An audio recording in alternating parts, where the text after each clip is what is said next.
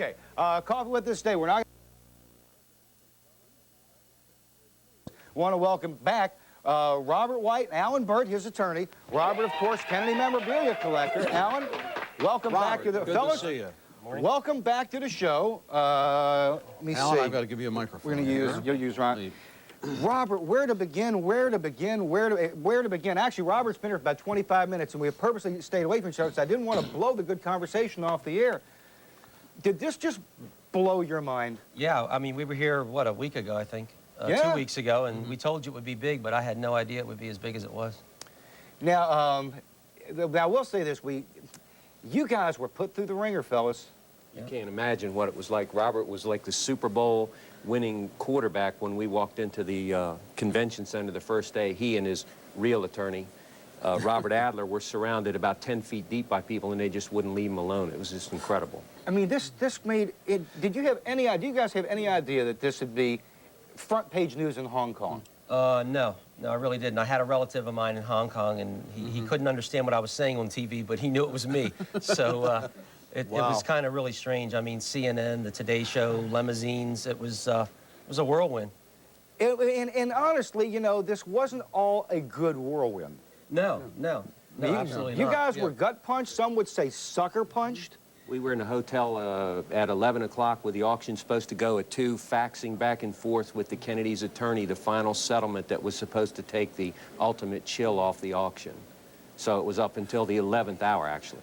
If it wasn't for my attorney and this gentleman to my left, who behind the scenes did a lot of things from even typing up the agreements with the Kennedys in the temporary office of the hotel we were in New York, just outside the lobby, this wouldn't have come off. Now, you know, I want to point something out, and I said this before, I'll say it. I said this before your last time here. You are not a shyster. You're a legitimate businessman.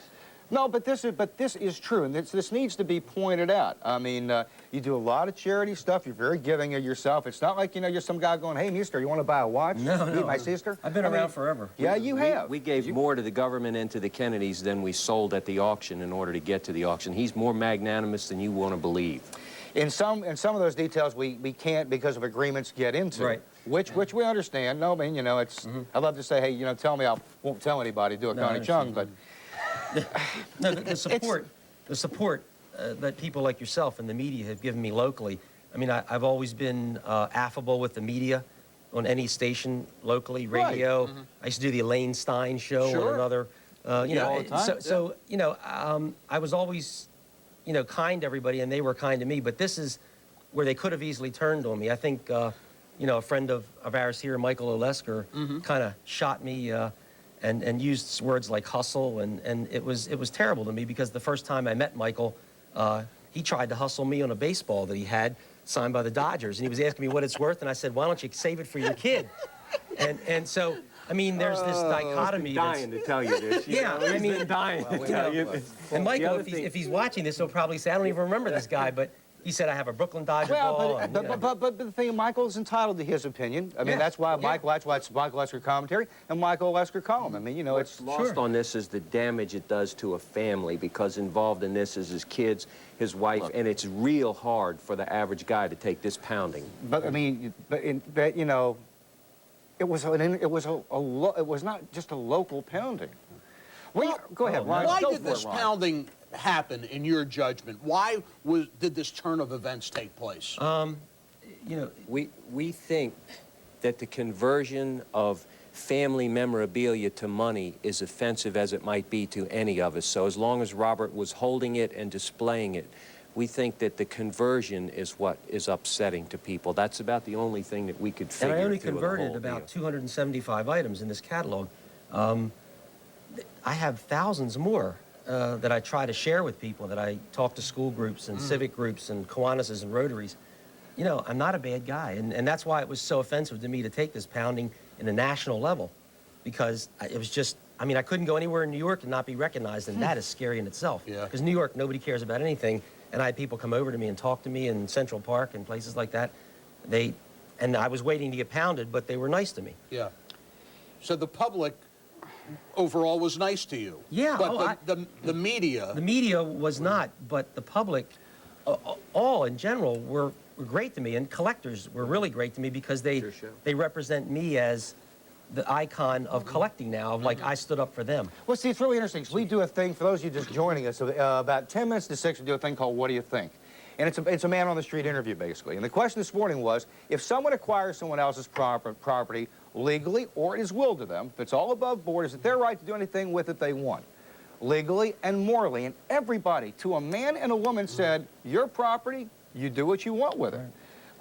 And it was, you know what shocked me about last week? The pounding that Evelyn Lincoln took. That's it. That's my whole thing. They can Because you pound got me. a lot of this from Evelyn Lincoln. Yeah, but they can pound me because they President don't know Kennedy's me. personal secretary. But I knew Evelyn Lincoln, and Evelyn Lincoln was about as far from, I can't even say the word, thief, in the same breath.